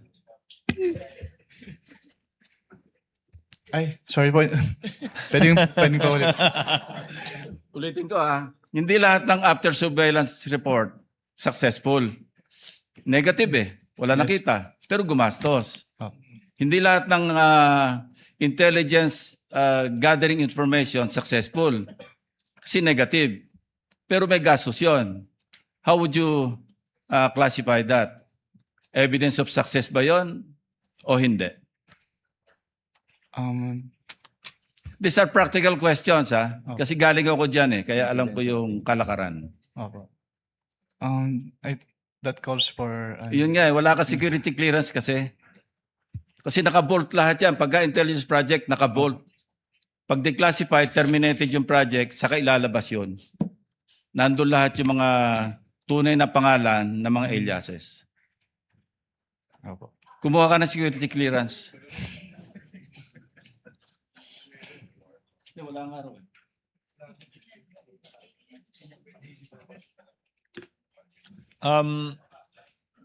Next to interject would be Senator Judge Padilla. You may proceed when you're ready, sir. You have 2 minutes.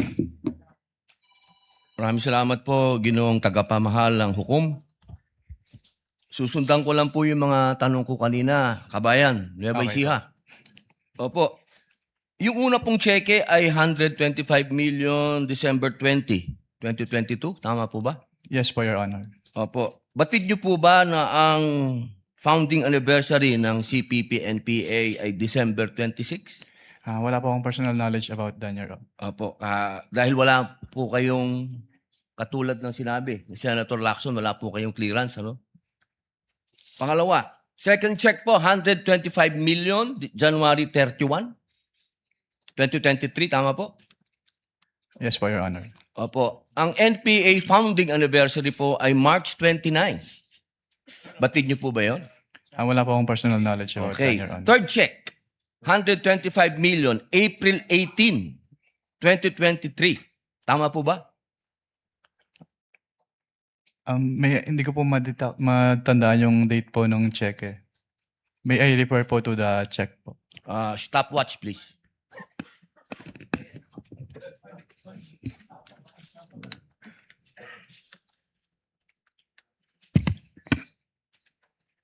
April 18, 2023 po, yung 125 million.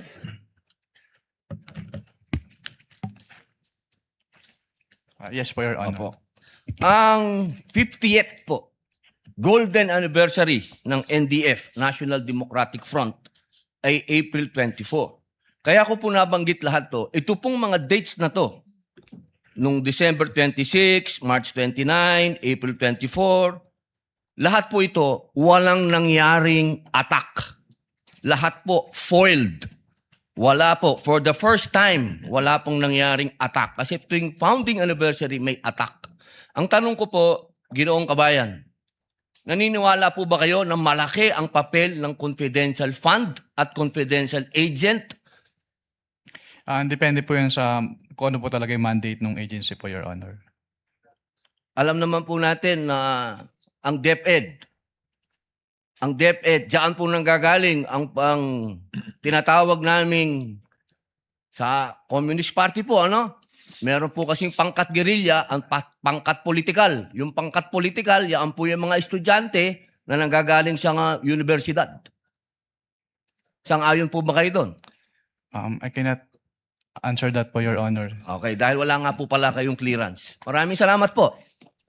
Thank you, Senator Judge Padilla. Before I let you go, Attorney Wamil, just to continue on the points I raised earlier, and to clarify it for the Senator Judges, under 8.3, dapat may failure to liquidate at demand bago maging prima facie. Tama po ba? Yes po, based on the provision po. But the provision simply cites what?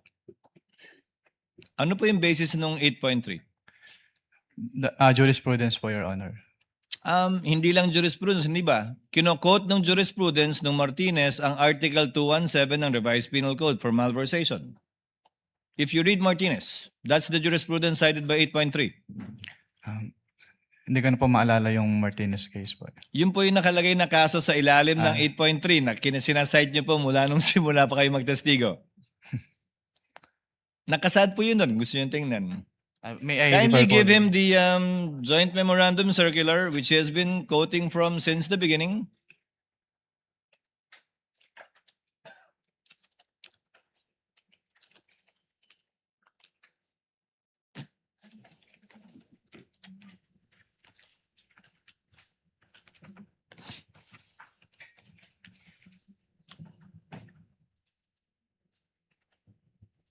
Based on this provision po, yes po, Your Honor. You've been quoting 8.3 the whole day yesterday and today, so I guess you should know the basis. The Martinez ruling of the Supreme Court, which in turn only cited Article 217 of the Revised Penal Code. Are you aware of that, Attorney Wamil? Which basically says na may prima facie para mag-file ng information ng Sandigan Bayan laban sa isang opisyal. Yan po yung kasong yan, hindi po ba? Are you familiar? Hindi ko na po ma-recall po, Your Honor. Now, to go to the details, failure to liquidate. Pag may AOM po bang in-issue, failure to liquidate na yon? Yes or no? No pa po. Pag nakadalawang AOM, failure to liquidate po ba yon? Hindi pa rin. Hindi pa rin po. Pangatlo hanggang panglimang AOM na kulang pa rin yung sinasubmit, may failure to liquidate na po ba? Wala pa rin. Wala pa rin po. Pag nag-notice of suspension, may failure to liquidate na po ba?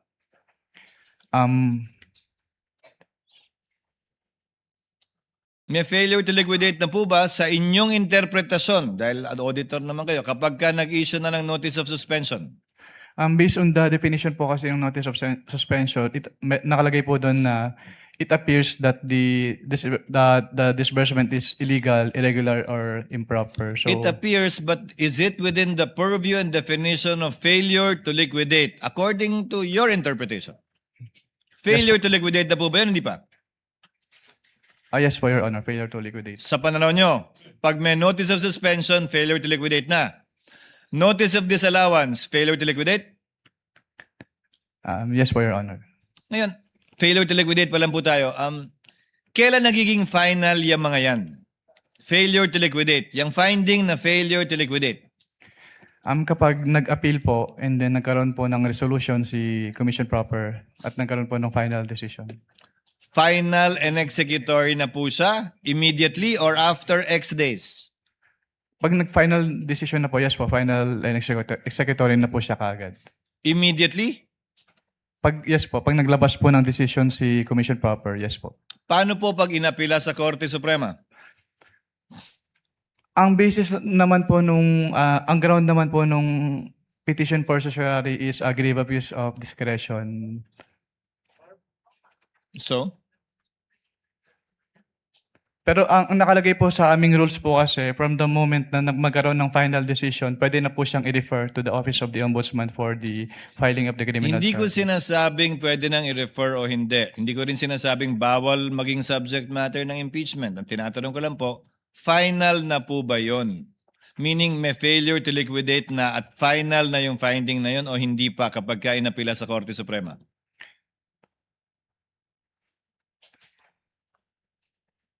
As a lawyer, Attorney Wamil, come on po.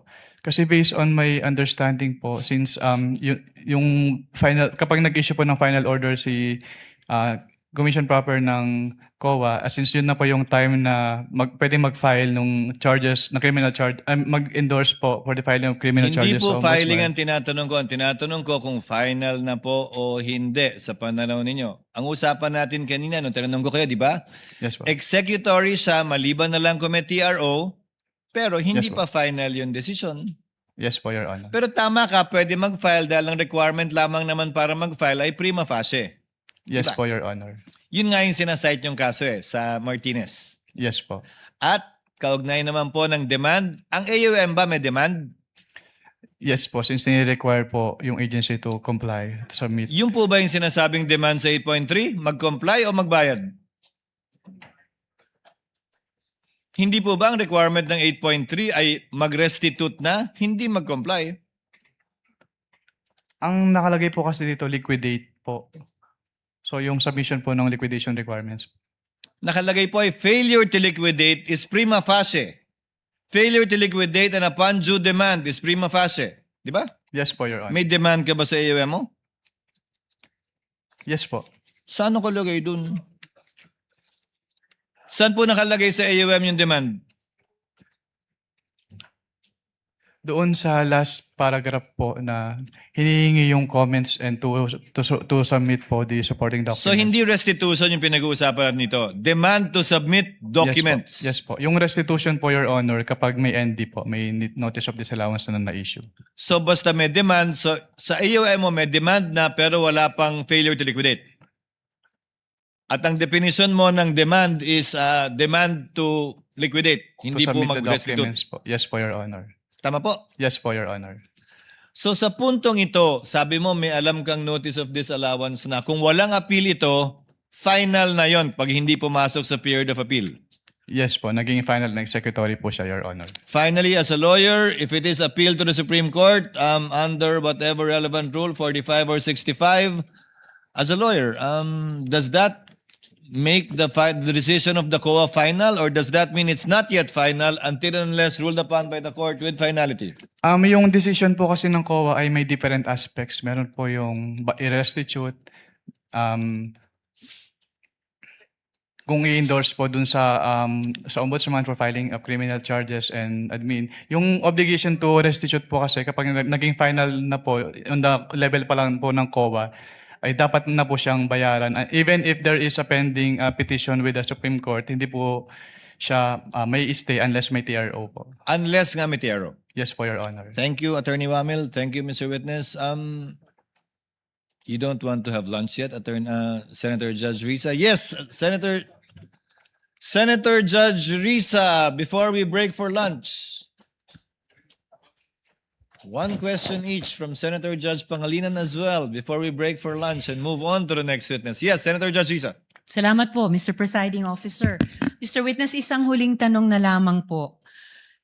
Sa Government Accounting Code, sino po ang mga opisyal na tinuturing na accountable officers? Under the Government Accounting Code, yung disbursing officer, yung accountant, yung treasurer, yung project officer, and the head of the agency po. At tama po ba na under this law, sa sections 101 at lalo na 102, ang head of agency ay primarily at immediately responsible para sa pondo sa kanyang ahensya. Yes po. At salamat po, Mr. Witness. Salamat, Senator Mr. Judge Presiding Pangilinan. Officer.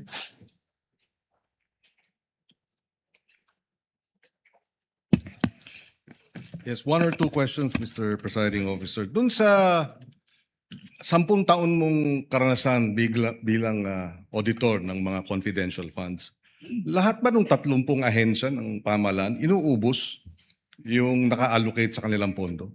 Meron pong iba na hindi po. Merong iba. Yes po. So merong nauubos. Yes po. At dito sa mga hindi nauubos, saan napupunta?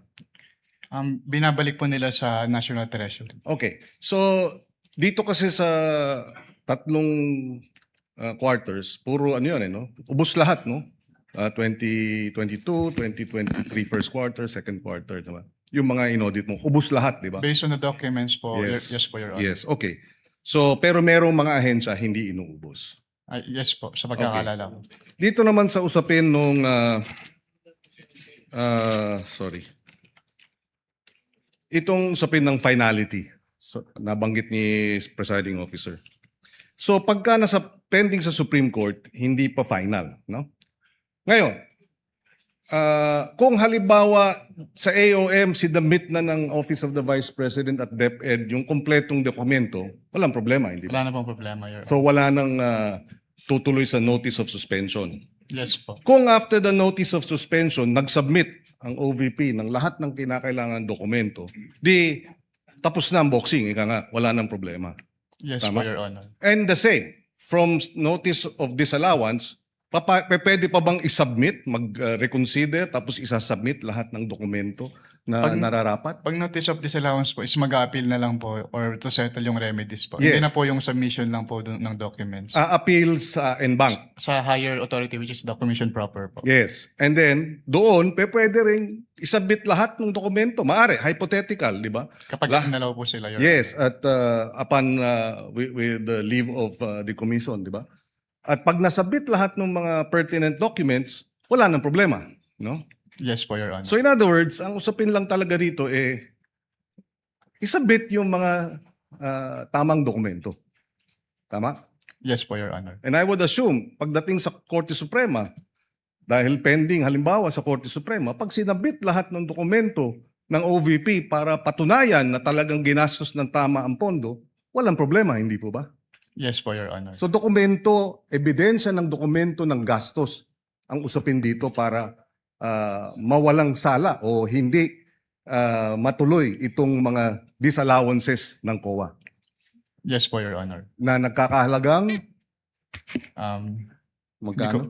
Disallowance po. Hindi po ako Sorry, alam pero ko ang yung personal knowledge dun sa yes, about 300 I forget, no, pero 3 quarter 'yun, ano? 375 million. No, for the OVP, Senator Judge Pangilinan, I think the notice of disallowance only pertains to about 73 For the OVP. million. Only for the last quarter. Yes, for the Wala last pa namang quarter.